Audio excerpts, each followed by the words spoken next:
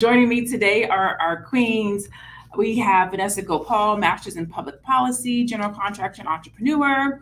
We have Constance Carter, the wealth activist. We have Dr. Alicia, therapist, social worker, professor. And we have the Jade Harrell, educator, organizer, and social entrepreneur. We'll also be discussing later in the episode, we'll talk about the new developments in the Sonya Massey case. We will have a video from her father saying the police are trying to cover up the truth, body cam footage of the officers calling her a bad name, and more about his past. So before we get started, we're going to go to the video of Senator George Lang giving his Civil War remarks, and then we're going to jump right in. Fight! Fight! We got time. Come on. Hey, we are in the fight for the soul of our nation. We are in a fight for our kids and our grandkids, a fight that we can never imagine. I believe wholeheartedly Donald Trump and Butler County's J.D. Vance are the last chance to save our country politically. I'm afraid if we lose this one, it's going to take a civil war to save the country, and it will be saved. It's the greatest experiment in the history of mankind. And if we come down to a civil war, I'm glad we got people like Schmitty and the Bikers for Trump on our side. All right, then. He said fight. I counted it. Fight, fight, fight. And then he said fight a couple more times in that, what is like a 27-second clip. I think he said fight like 7 times, war like 4 times. So let's just go jump right into it. What are your thoughts on Senator George Lang's comments, Jade? Yes. Well, these are comments, and this is rhetoric that we often hear from the far right. These comments are not surprising after the alleged attempted assassination of the former president, Donald J. Trump, or Donald J. Chump, as some of us like to call him. I mean, he actually raised his fist and said, fight, fight, fight as well. There have been talks of civil war, definitely on the web, definitely within media, independent white media, for example. And I mean, I like my races just to be outright and forthright. So I hear his comments. I see his comments as problematic, but I'm glad that I heard them. So I'll just stop there for now. Thank you. All right. What about you, Constance? What were your thoughts when you saw that clip first time? I think it's just poor white trash, doing what they do. And that's be uneducated and violent. They are who represents the fabric of American history. He is rallying up the Confederates. These are people who would have fought in the Civil War as the Confederate. This is exactly who these people are. And this is a dog whistle. This is a call to action. Absolutely. It's kind of like when you go to court and the attorney says something and they know that they're not supposed to say it. And then they go, strike that from the record. And I'll go, okay, I withdraw. Like you didn't hear it in the first place. He knew exactly what the fuck he was doing. He knew exactly what he did. He knew how to rally his uneducated Mountain Dew drinking base. These inbreds that marry their sisters and their brothers. They have low IQs. They have limited thinking skills, no comprehension skills. He knows. But the unfortunate part is they have voting power. The dumbest shit, they have voting power. And this is what you do to rally up uneducated, ignorant motherfuckers. That's the best way I can put it. It's like you can't unring the bell. Welcome to all those who have just joined us in the chat. Let me know what you think. When you saw this clip, what were your thoughts when you heard this, when you saw this? Did you think that he was trying to incite a civil war? And he has since taken it back, right? So he said it. He threw it out there. You can't unring the bell. We heard it. Plus, I always say your first thought of mind is what you really meant. So somebody got him behind closed doors and was like, you can't say that. That looks bad. Take it back. So he took it back. Dr. Alicia, how do you feel about him taking it back? Was he sincere? What do you think? Well, he's not the only person that's been chanting this fight, fight, fight since Donald Trump chanted that during his assassination attempt. And I think this is the type of language that escalates tensions and it promotes this atmosphere of chaos. And I mean, we're not having constructive dialogue. We're now going to have confrontation. That's what that tells us. And what's so fascinating about this is that his remarks and all of the other racist remarks that we're hearing from the Republican Party right now, all of us as Black people, we're witnessing white people say, I'm going to be for Trump. And so in a sense, it's like, okay, so you're for the annihilation of our people, because they've out and out said what their intentions were. It is very clear what they're campaigning on and what they're pushing forth. And then you witness all these people get on board. And it's so threatening to see that. It's like fight, fight, fight. It's like, we don't care about you. We're going to attack you. And he's foreshadowing this civil war that seems to really be brewing here. And yeah, I mean, people aren't thinking critical thinking skills, Constance. That's another way. We're just blindly following, and it's creating a climate of fear, mistrust. It is something that polarizes people. And we have to now grapple with what we're going to do now. In November, when this election happens, what's going to happen? How is it going to turn out? And is it going to end in a way where there's going to be unfortunate civil war in our country? And that would be very sad to see.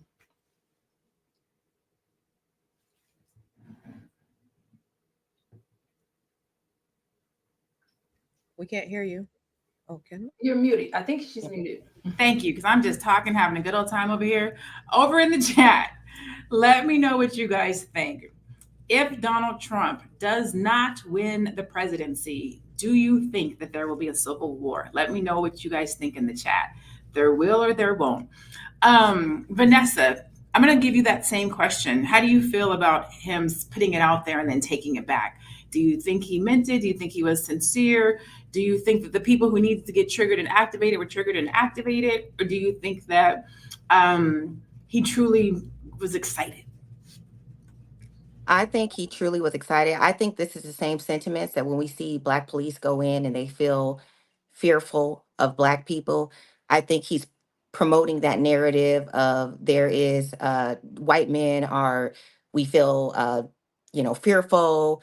We're losing in this country and we need to fight back. That is exactly what he's saying. That is exactly what he meant.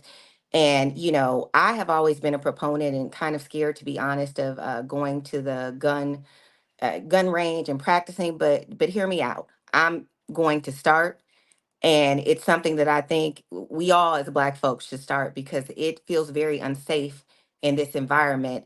And him pushing violence is, he knows who he's calling out to. He's saying we will wreak havoc if we don't get what we want because white men are threatened in America. At least that's the narrative that he's pushing. So I don't believe the apology. I think it's bullshit. I think it's just for, political purposes. You have to apologize, but in no way is it sincere. And he definitely meant what he said.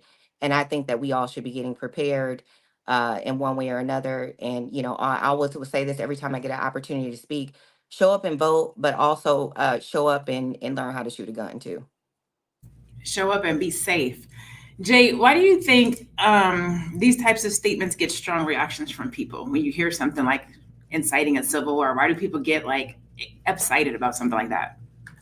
Yeah, I think from the melanin deficient side or sector of America, they are in fear of genetic annihilation, right? Which is what Dr. Frances Cress Welsing talked about. And just noticing that they are a minority, a numerical minority on the planet, but also now becoming a minority in America. And that, the reins of white privilege are slowly slipping away from their hands because they have to actually compete. It's not, good enough anymore to just wake up and be white and mediocre. They actually have to compete with so many people that don't look like them in every sector of society. So I think that is why they get riled up on the melanin deficient side, because they've also been preparing for civil war. And they know that for the most part, they have historically been able to kill Black people with impunity. And just sort of get away with it. Now, in terms of Black folks being riled up, I mean, there's a lot of fear and a lot of generational trauma, as it relates to white folks, white mobs, white people in authority, inflicting violence and brutality onto our people. And so that is why, folks also get riled up. I also agree with the sister Vanessa that, it was politically correct for him to walk that statement back and to apologize. But I would rather hear more of their plans. I want to hear more of the rhetoric, just so that we know what we're dealing with. I saw a post somewhere, I can't remember where, I think it was Instagram, that said we're literally witnessing Klan rallies in public. The verbiage, the jargon, the language that they're using, it's as we would say, uncode, right? They're not saying it, but they're saying it in plain sight, in plain English. Who they're speaking to knows who they're speaking to. Let's see. This question says, what impact do you think Senator Lang's comments have on people's views and unity? So when we hear things like that, it sounds divisive, right?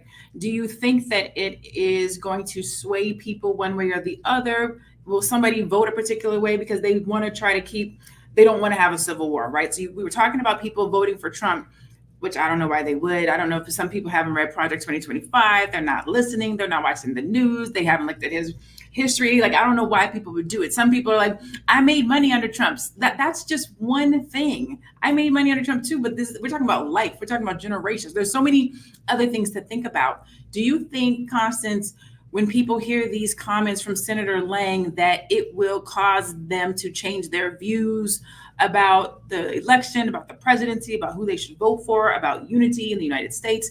What do you think? 100%. These people are scrambling. They are scared shitless. And I love it. So on one hand, it's like, okay, this is kind of scary. We don't want this to be America. But on the other hand, I'm loving seeing these racists scramble like the way they are. It's fascinating to me because it's like we own their asses. And listen, this is what I said yesterday on my Instagram.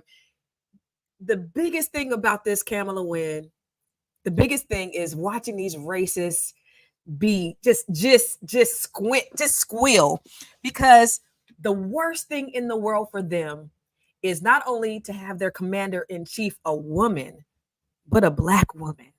And to be able to sit and watch this happen because they hate us so much. And when after Obama, it just exacerbated and it magnified all of these just uneducated, trash, racist people. And so now we're seeing them on the forefront. These are the people that are right there with the thing on their ear, and it's very cultish. But it's gonna be so good, y'all. On November 5th, when we see these white motherfuckers just ready to jump off a bridge, because I wonder that all the time. Is their commander-in-chief. It's gonna be great. I love it. Is the world ready so there's so many things to unpack in that. Is the world ready to see a Black woman beat a white man? Is the world ready for a woman president, a Black woman president? There's so much. I'm on the edge of my seat. He set this up because he was so divisive, and they're so belligerent. You hear them call her the hot. I didn't even know what that meant. I didn't know what a hot toy person was. Did y'all hear that? Mm-mm. So the Fox News people called her hot. Basically, they are saying that she got to where she is on her knees. Yeah, they said this on the news. And so they're just saying everything that they can to belittle this Black, intelligent, educated sister. And I know all you guys saying she ain't really Black. She Indian. She Black when it's convenient. Her daddy Black. She was born in America. She is African American. She is a Black woman. She even said, her mom said when she was growing up, I'm raising two Black women. She said this out of her mouth. She recognizes she's Black. She's also Indian. Okay. So just because she's Indian doesn't mean she's not Black. So, but I love all the DEI comments, because then it just, every time I look at somebody that says that, it just, for me, their IQ goes down, because I know that they ain't got, it's the new N word, but I know they ain't got nothing else to say. It just tells me how simple and uneducated, and like I said, lack of critical thinking skills that they have. And I have to jump in there real quick, because I don't know if you guys heard the clip from the representative from Tennessee. He called Kamala a DEI hire. And it's just the most ignorant thing in the world when you look at this lady's record, and you can even fix your mouth to say it. So yeah, I agree, it is the new N word, and it has been thrown around ridiculously. So to your They point, use Constance. DEI to disqualify. They use DEI to say that none of the things that you have done, your track records, your education, nothing about who you are and how you earned the right to be where you are counts because DEI is around. New Fox News guest condemned. Oh, okay. So I think she's showing showing it. This is the article right here. Fox News guest condemned for calling Kamala Harris the original hawk to a girl in reference to her decades-old romance. But yeah, they are definitely using verbiage to discredit, to disqualify Kamala in public, but all Black people. I saw a post that said Black women get prepared to be crucified over the next couple of months because they're going to go hard at her, and it's not going to necessarily be her, it's going to be Black women in general. So with that, if you want to stay tuned in to what's happening in America with Black women, then you are in the right place. This is Fly Nubian Money. If you want to stay connected to us on a regular basis and know when we're going live, Monday through Friday at 1:00 p.m. Eastern, you can text the word Queens to 87948. Again, that's Queens to 87948. If you are interested in getting your money life right and together, and you're looking for some free tools and resources, you can go to flynubianmoney.com. It's on the screen down below. And if you miss us live, I think I saw somebody in the chat was like, oh my God, I'm so glad to be here live. Live is the place to be. But if you miss us live, you can also check us out on Spotify at 1:00 Eastern. Look for Fly Nubian Money and you can catch us there. So let's see. I got my handy dandy notes over here. This 47. This is a sidebar conversation. I be taking, have you guys heard of mushroom coffee? I'm 47 and I get serious brain fog. So if I don't have my mushroom coffee or something for my brain fog, I will lose track. But thanks to our producers, I always like to give the producers a shout out because these notes be helping me stay on track and on time when I be having brain fog. And today is one of those brain fog days. So I'm sorry if I'm looking at my notes a lot today. It's just one of those days. But anyways, Dr. Alicia, how does divisive talks about politics, how do these types of conversations about politics make us more divisive, especially during an election time? I would say normal election time, but especially right now when we have a Black woman that could be potentially going on the ticket. Has she officially been given the nod? Is she official yet? I don't think it's official until the convention, right? Okay. So she's not even the official one just yet. And already there's kind of. I wanted to just interject and clarify that there will be a virtual call for her. She has secured the delegates, but there will be a protocol on August the 1st, which is coming up very, very soon, in which they will give her the nomination, and then that nomination will be confirmed at the DNC in about a week and a half or 2 weeks. Yeah, so it's a two-step process. I think Ohio was the state that had some issues within the Democratic Party at the state level, and they decided to do a Zoom call to get delegates confirmed, and they were going back and forth about that last week. So that process will happen on August the 1st, and then at the DNC, she'll get sworn in and hopefully not give a 90-minute acceptance speech like Trump did last week. But anyway. Thank you, Jade. Listen, you always got to have somebody like a Jade on your team because she comes through with the stats. She knows what's happening. She knows what's going on. Okay. So Dr. Alicia, psychologically, how divisive is this when we're having these types of conversations? They're attacking her. They're talking about civil war. They're talking about what's going to happen if Trump's not the person that goes into the office. What does that do for us intellectually, mentally, psychologically? Yeah, I mean, they're pulling out all the stops when it comes to attacking her, and she's under such scrutiny. Like every step that she's ever made is just scrutinized, and not everybody's perfect. You can't, label somebody based on what they did, one minute little thing that they did a long time ago. Yeah, she was a prosecutor. I mean, I was a social worker that worked at Department of Child and Family Services.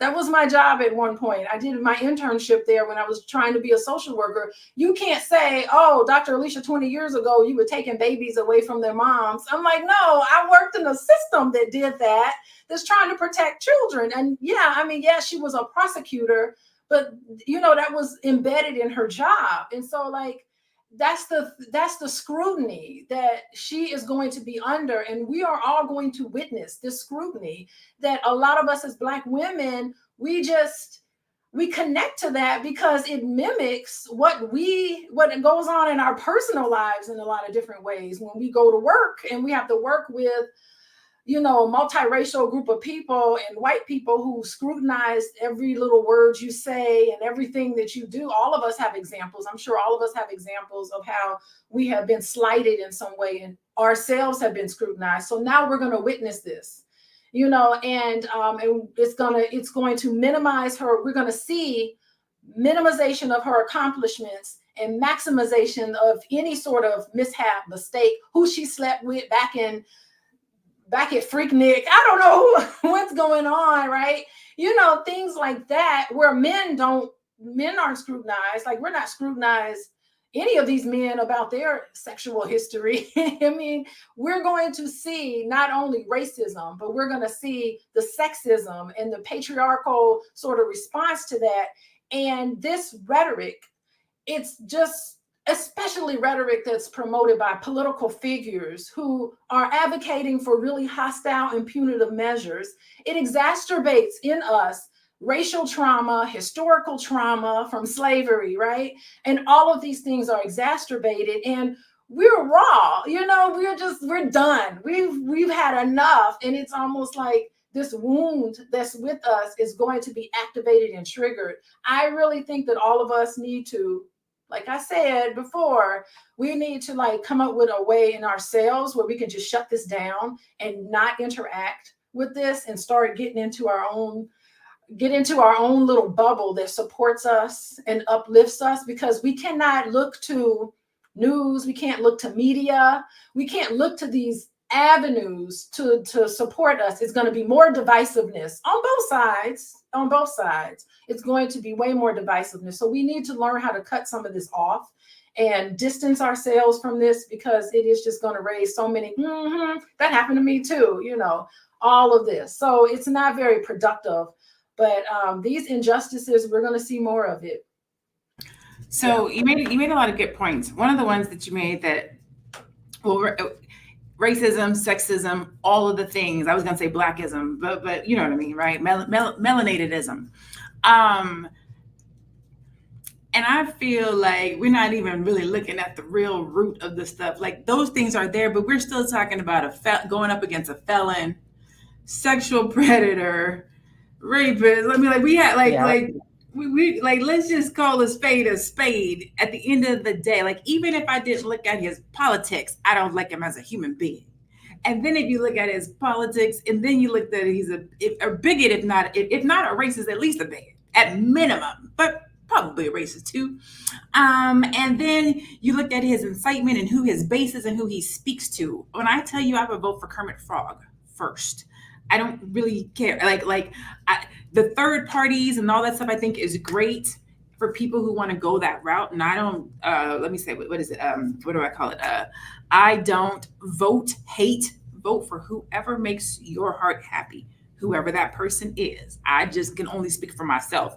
I'm not mad at people who vote for somebody different. It's your choice. If you want to send us back to slavery, that's your business. You can do that. If you choose money over legacy and your family and the things that are going to happen, that's your business. It's not for me to say. I just hope you sleep well at night. That's it. But it's not for me to say, right? Yeah, and wait, hold on one second, Dr. Alicia. Yeah. I want to get to Vanessa. But race, it can't be based on race. So one of the myths, one of the things that we're hearing, one of the rhetorics that we're hearing about Kamala is around her blackness, right? Is she Black? Is she not Black? She's multiracial. She has all these different things. How Black is she? Is she going to support Black people?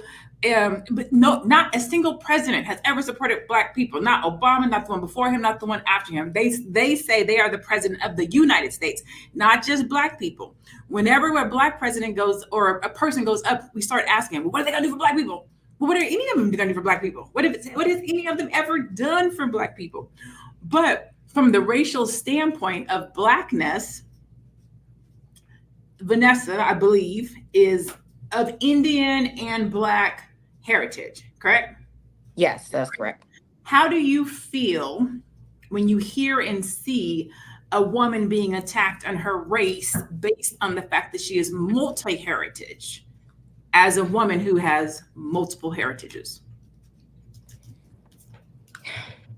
You know, that's interesting. I had this conversation with a good friend the other day because when I looked at the way that the world has been receiving Kamala, I was like, wow, you know, it would be so interesting if I ran for office and somebody said that I wasn't black. I would be really taken aback. Um, and I think looking at Kamala's record and running, like you said, politically, you run as the United States president, like you just mentioned Barack. Barack didn't come out and say, I'm doing this for Black people politically. It's, you know, but he did, in fact, do a lot for Black people. So I think people have to understand politically what you're going up against. I mean, we had the first Black president. Kamala was the first Black attorney general, woman, female in the state of California. So politically, looking at where she's trying to get and also looking at the bigger picture, she's a prosecutor. Of course, that's going to involve locking up people, which includes Black people. I mean, it's a part of her job. Could she have done some things differently? Absolutely. But she's also, you know, done recidivism programs. She's pushed for money for HBCUs. So we can't be turn a blind eye to that and then just look at the things that she's done. Kamala is Black. I am Black. It would be odd for someone to identify me as not Black, being that I have a Black father, I have Black family. Yeah, I mean, I really don't know. I don't know. I identify as Black. I mean, there's another cultural side of me, of course, uh, but in America, the way that I identify is Black. And so I think it's very important for us not to be led astray by the divisiveness of it and look at her as a whole person and not just identify Kamala as you know, let's just not look at the fact that she's, you know, went to HBCU, she's a pledge AKA member, she has done things for the Black community, but you know, she's a prosecutor, so that is going to include locking up Black people. If you look at any Black DA or prosecutor in America, they've locked up Black people. So I mean, I think the argument is just a tool to get people to sway away from her, and I think we need to look deeper into the issue. Thank you. Okay, before we transition, anybody else have any comments on this topic? Dr. Leisha, I know you're getting ready to say something. Oh no, I was saying, yeah, I mean, collectively, people who the Republican Party has been very transparent in what they stand on. There's a manifesto attached to that. So now we know. And I feel like people who adhere to that, they do have I do think there's some mental illness there. There's a mental illness. And it's terrible to say, but I think we've clearly gotten to that point where they are diagnosable. Individuals who have, I mean, an entire group of people are now displaying what I would consider mental health, severe mental health problems. So a whole group of people can be mentally ill. That's all I was going to say. Yeah. All right, Jay, do you want to add anything before we transition? Well, yeah, no, whether I think Kamala Harris is not a Black American woman in terms of sharing my ethnic identity in this country as someone who's indigenous to America. Whether I believe she's Blackish or not really doesn't matter because in system white supremacy, as Vanessa said, we're all Black. They see us as all, excuse my language, one big nigga. So I wanted to note that. I think a lot of people are getting distracted by that conversation. There's one thing that I need to say, and I haven't found the right words to put it into a tweet with the limited amount of characters.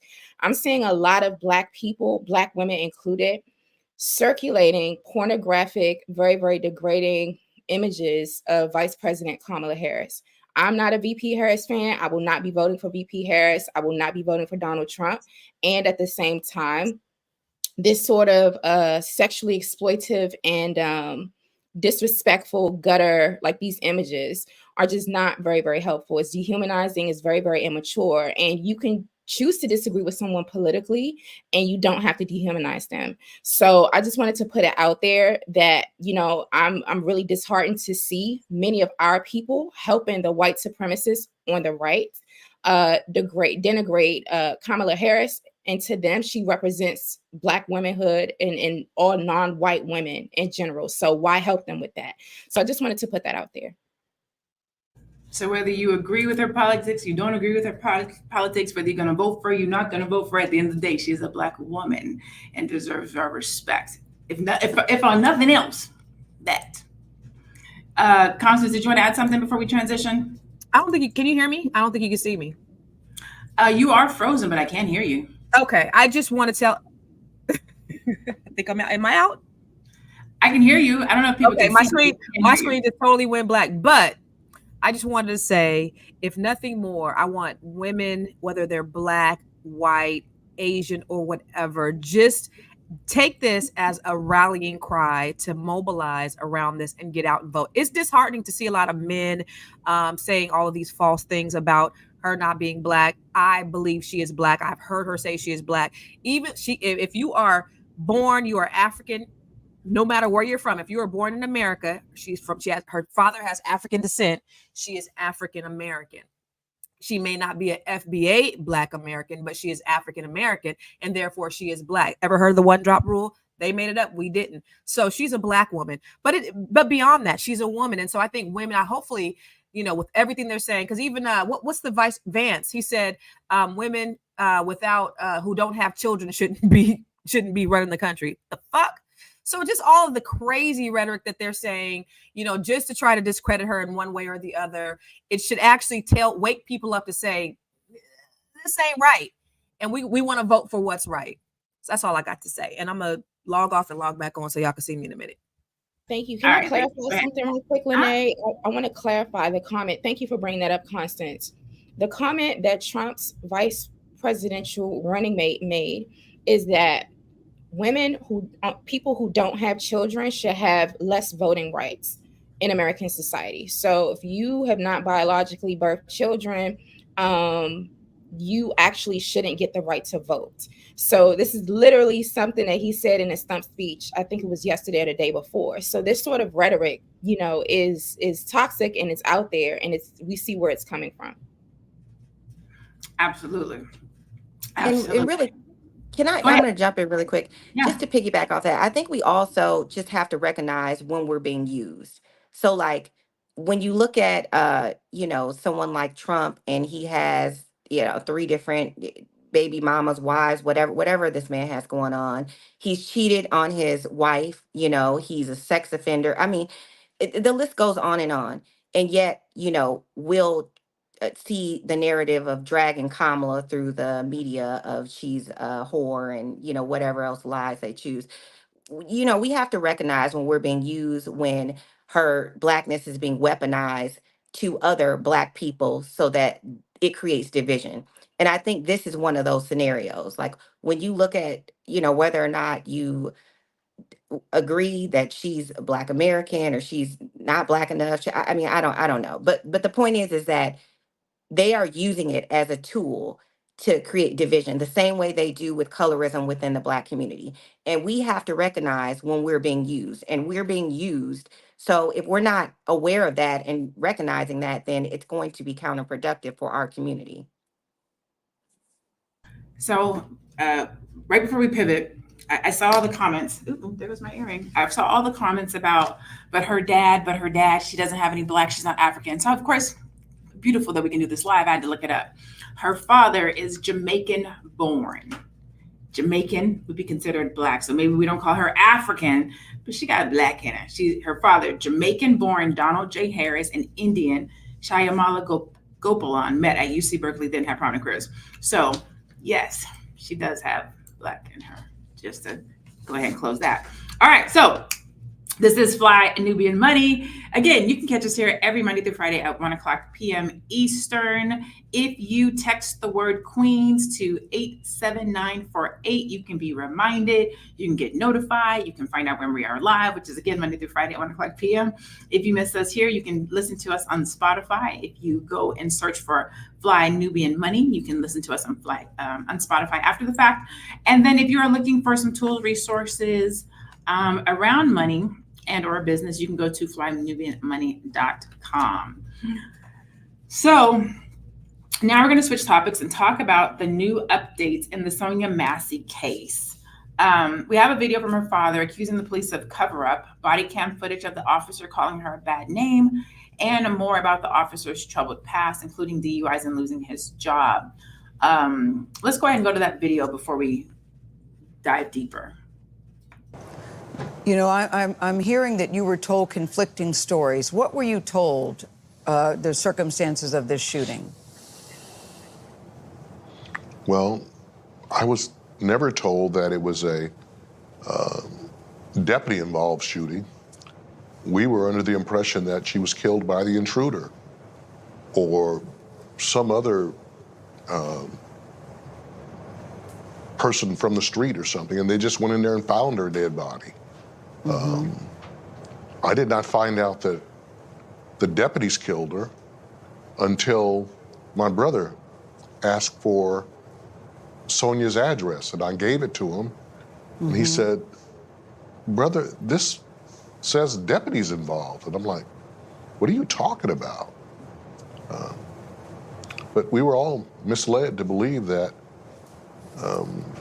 And then there was a story that this was self-inflicted, a self-inflicted gunshot. Oh, my goodness. So I think the cover-up started from just right after it happened. And thank God for the body camera footage. It's probably the most horrible and heart-wrenching thing that we've ever seen in our lives. But if it were not for the body cam footage, we would not have known that this occurred. Yes, I say thank goodness, too, for that body cam footage, because we in the video, it clearly shows she was not approaching him with steaming hot water, number one, which is what he said at the beginning. When he was asked about the gun, clearly there was no gun. She had said to the officer, "I rebuke you in the name of Jesus," which seemed to set him off. What do you think she meant? What does that mean? What was going on that you think that she would say those words to him? I think that she feared for her life. There was some premonition that she had. And it seems like he was just an emissary of Satan. And that's what caused him to do what he did. It's just unexplainable. Yeah. So tragic.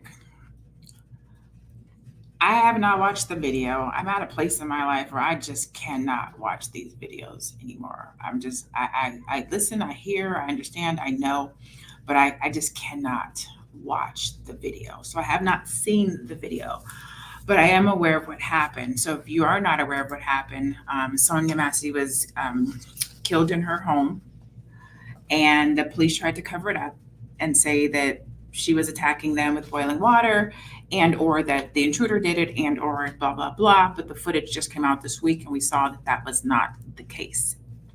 Had the footage not come out, they might have got away with it, but they didn't. What are your thoughts, or what are your thoughts on this new evidence and the allegations as they are being presented to us now, Constance? I mean, we know that they're liars. It just makes me think about how many more people have this happened to with no body cams. You know, how many Black people were, these are just KKK in officer uniforms doing the KKK's dirty work. And how many Black men, women, and children have been executed. We know of a lot, because thank God for cell phones and body cams. But what about all the probably hundreds to thousands of Black people who were senselessly murdered by people who are supposed to protect and serve us? And that's what I think about. This was so brutal. This man shot her in the eye, and it came out through her neck for no reason.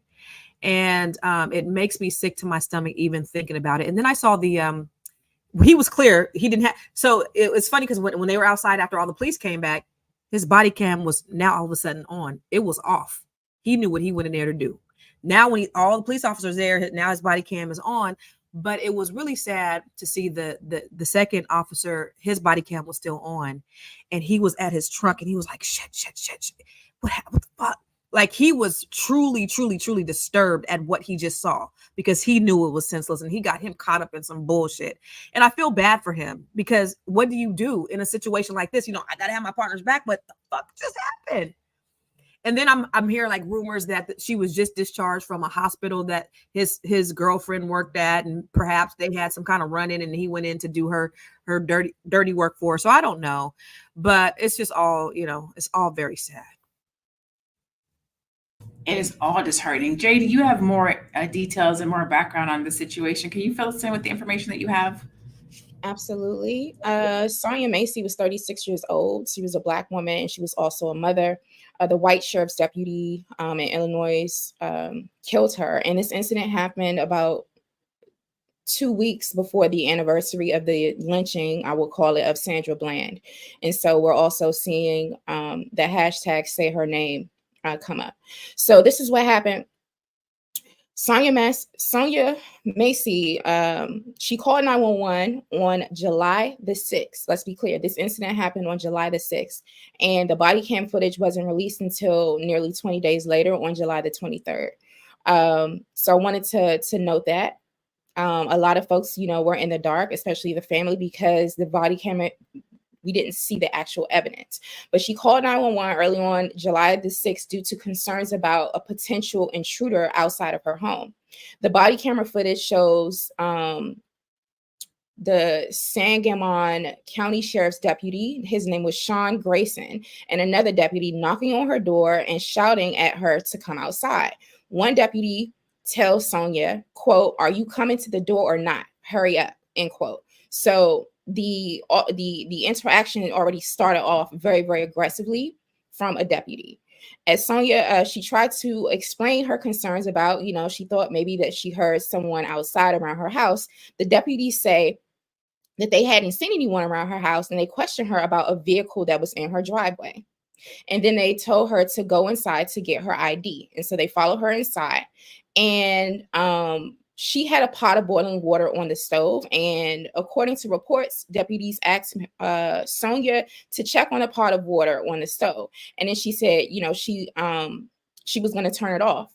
And they moved away, kind of like from the stove. And Sonya was like, "Where are you going?" One deputy laughed and replied, "Away from your hot steaming water." And so then Sonya says, quote, "I rebuke you in the name of Jesus." And that's when the tension started to escalate. And then Grayson said, the deputy said, quote, "Excuse my language, y'all, quote, "You better fucking not. I swear to God, I'll fucking shoot you right in your fucking face," end quote. And both the deputies then draw their guns and demand that Massey drop the pot. She was not coming at them with a pot of hot water or anything like that. And then she said, quote, "Okay, I'm sorry," as she tries to duck out of the way. And then Grayson shot her and killed her. So that's what transpired on the video. Now, in terms of Deputy Sean Grayson, he has been fired and charged with 3 counts of first-degree murder, aggravated battery with a firearm, and official misconduct. He has pleaded not guilty. Okay. President Biden also did make a statement about this on Monday. He said, quote, "Sonya Massey, a beloved mother, friend, daughter, and young Black woman, should be alive today. Sonya's family deserves justice. I'm heartbroken for her children and her entire family as they face this unthinkable and senseless loss." But nowhere in Biden's statement did he say anything about punishing Deputy Grayson. Finally, I want to say this before I turn it back over to Lene. All right, let's go to, because I have so many stats here about like even women that are fatally killed by the police, and the number of Black people that are killed by the police, and how Black women are at high risk of being killed by the police when we're cornered, and especially when we're alone. However, let's look at Sean Grayson's, the deputy who's now fired. Let's look at his record. So the ex-deputy charged with the murder of Sonya Massey had worked with multiple police agencies since 2020. It is now 2024. Okay, so he worked part-time at 3 small police departments, and he worked full-time at 1 department and 2 sheriff's offices in central Illinois. All right, so he has bounced around 3 small police departments and 1 department and 2 sheriff's offices since 2020. This does not seem like a stable individual that should be in law enforcement. And this is why the George Floyd Justice and Policing Act is important, because we need to track these police officers after they commit such heinous acts. They should not be able to transfer to other departments. So I'm going to I'm going to stop there. So thank you all for letting me share those facts. Thank you for sharing the facts. Again, a wealth of knowledge. Vanessa, how do you think a case like this adds to the mistrust between the Black community and the police? I mean, I think it exacerbates it because we see this time and time again. I mean, this is like we're talking about this 2, 3 times a year. I mean, we could just it's exhausting. Mentally, it's exhausting. Because that could have been my aunt, it could have been me. You could open it's scary that you can open your door and not be doing anything wrong, and someone can come in your house and tell you to go to the stove and turn off the stove or what, and then just shoot you. I mean, that's so unsettling. I don't, so it's exhausting. I mean, and it's frustrating. It, this when I saw that video, it really like shook me, as I'm sure anyone who saw the video, especially Black women. But she was not a threat. She was small. This idea that white men feel threatened when you have two men with guns and armed, she's so much smaller. I mean, it's just bullshit. I mean, it's I don't know what needs to be done to stop it. I mean, my biggest thing is, get out and vote. We need policies in place that stop cops from moving around after they've done heinous crimes. But furthermore, we need to control how our local dollars are issued to policing, whether that's more thorough background checks, psychological tests, or so we can see, biases more clearly.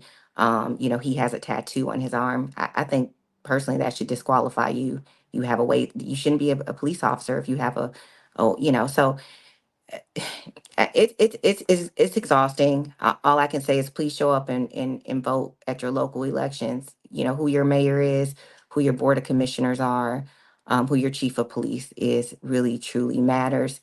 And get on the line with those people to make sure they aren't getting police officers like this in your community.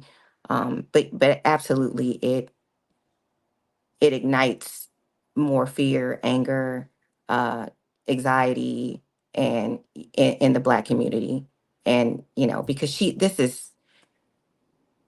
this was really, I don't even have words for it. Like it pisses me off in my soul.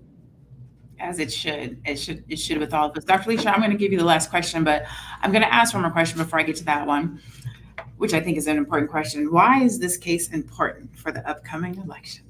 Let's talk about why this case is important with Project 2025 on the loose. Constance and Jade, I'm gonna let you two weigh in on this, and then I'm gonna go to Alicia with our last question. Why is this case, not that any of the other ones are not important, but right now with the presidency as it is, with Project 2025 as it is, why is this case important for the upcoming election, Constance? Well, we know Donald Trump said he was going to give the police full immunity. Mm-hmm.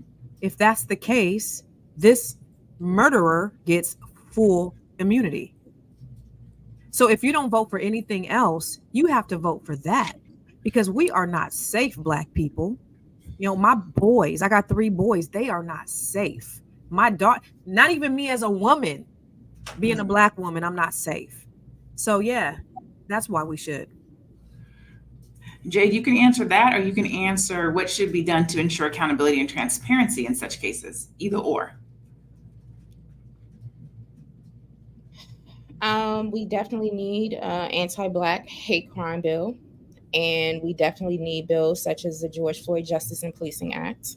There needs to be full transparency with body camera footage. Body camera footage should not be redacted, edited, or held hostage for weeks, months, years at a time. We need to see that evidence. And so at the local level, we need to fight and make sure that we get referendums put on ballots and passed through so that body camera footage is released within 24 to 48 hours at least. We did something very similar in DC. I worked on several officer involved killings, unfortunately, between 2020 in 2021, and there was a huge difference when that body camera footage was released. With some of it, again, they redact certain parts of it. So those are my suggestions. We definitely need to vote for district attorneys. We just need to pay attention all around, every single aspect of the political system, every single office that we can definitely impact. And also, I'm a huge fan of community policing. We've had community policing organizations of men out there doing their thing for generations, and we definitely do need that as well. And then we also we need a buddy system. We need neighborhood watches. We should be able to call on each other. And, for example, if there's a domestic violence issue, we should be able to call on a neighbor or someone to help to de-escalate it. If we fear that someone is stalking or is, sort of hanging out around our houses, we should be able to call a neighbor to really help us sort through those things, because we never know what could happen when law enforcement shows up. So those are some of my suggestions and tips in terms of Project 2025, everything Constance said. Awesome. And so, Dr. Alicia, as a therapist, can you talk about the emotional impact such cases have on the community? Yeah, I mean, I think all instances of police brutality and all the unjust killings of unarmed Black individual, I think it extends far beyond what's happening with the immediate families that are affected. And by the way, I mean, I cannot imagine what this family is going through, getting all these conflicted information. I mean, this exacerbates, right, the mistrust of the police officers and the whole criminal justice or the system, criminal justice system. It exacerbates all of that trust that's being eroded away, and them not getting straight answers. It sounds like a cover up. It sounds like we're not going to get justice. I don't trust what's going on. There was a video that circulated around of all of the police officers in her front lawn. Every single police officer was a white male police officer. I saw no diversity on that police force. And granted, it's Springfield. That's a very, there's some diversity there. That's the state capital, right, of Illinois. You tell me you can't find diverse police officers? So this sort of racial trauma, it really manifests deep-seated anxieties and fear of safety for not only ourselves, but our loved ones. All of this psychological scars, which I experience myself. I'm witnessing it with you guys, hearing about these tragedies.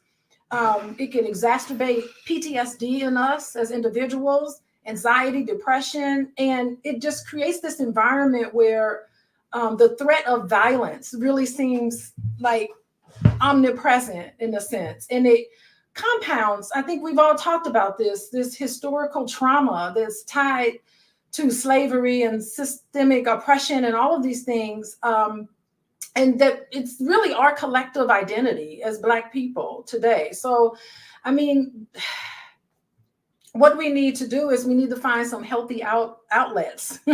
I'm going back to us as individuals. We need to find some healthy outlets to distance ourselves from some of this. It can become overwhelming. Nothing feels more helpless than to just have the fate of our lives in the hands of someone else. So I love the whole idea of the community organizing that Jay talked about, and having these ways for us to get together, channels like this, Fly Nubian Queen. We all can, this is helpful. Hopefully this will raise our awareness, but it will also be empowering, because there's people in the chat supporting each other. Use social media in a way that's less helpful and healthy for you. And, just turn some of that negativity off. So I really think that we're now just being tested and the gross negligence of these systems are supposed to support us, that we pay our taxpaying dollars go to this. And yeah, I love what Vanessa is saying. Not only do we need to vote in our local elections, but we need to follow up with our vote and hold everybody accountable to the platform on which they voted. I mean, look at this election. I think let's just focus on the issues instead of the people, right? People are flawed, right? But the platforms, there are websites you can go to where you can answer questions about values that you hold dear and near to your heart. And you can ask those questions, answer those questions. And based on your answers, they will tell you, okay, this political person who is running for election, this is what they believe in. And you can really make objective choices about who to vote for based on what's important to you instead of this emotional tie to it. So I think that's a wonderful way for us to smartly think about what to do and then vote in that way, and then distance ourselves from all of these emotionally charged, triggering things that are happening to us. Thank you so much for that, Dr. Alicia. Thank you to everybody who has chimed in and tuned in on today's Fly Nubian Money. We're going to go ahead and go around the room to make sure that you guys know where you can find all of our queens that were here today. If you guys can just tell people what your handle is and where they can find you, and then we'll go ahead and close out our session for today. We'll start with you, Constance. It's your girl, Constance Carter, and you can find me anywhere. I am Constance Carter, whether it's on Facebook, Instagram, YouTube. I'm always here, and I'm always trying to put out thought-provoking content for you. So make sure you follow me and subscribe. Awesome. Thank you so much. Jade Harrell. Yes, my name is Jade Harrell. I'm an organizer, educator, and consultant, and you can find me where the money resides. You can find me over at highblackesteem.com, and you can also find me at Lioness Crowned on social media platforms. Awesome. Thank you. She said, where the money reside. Vanessa. I'm Vanessa Gopal, general contractor, entrepreneur. You can find me on social media at VGopal, VGOPAUL. My business is Winter Remodeling, Inc. And thank you guys for having me. Thank you to everybody who participated in the chat too. Thank you for being here with us. Dr. Alicia? I'm Dr. Alicia. You can contact me at Coaching with Dr. Alicia for individual coaching and couples coaching. You can also find me on Instagram at Coaching with Dr. Alicia. Sweet. Thank you, queens, for being here. I am Dr. Lene Javette. You can find me online at I am Dr. Lene Javette. We always appreciate you guys coming in and sitting with us and giving us your feedback and engaging with us. We do not take it for granted. We do this every Monday through Friday at 1:00 p.m. Eastern. You can find us here at Fly Nubian Money. If you want to get notified, you can text the word Queens, QUEENS, to the number 87948, and you can get a notification. That way you don't ever have to miss us live. But if you do, you can go and find us on Spotify. Look for Fly Nubian Money on Spotify, and you can listen to the replay. You can also go to flynubianmoney.com to get tools and resources around business and money. We appreciate you. We love you. We look forward to seeing you again tomorrow. Go out into the world and be blessed, be Black, and be one. And we'll see you tomorrow. Bye, everyone.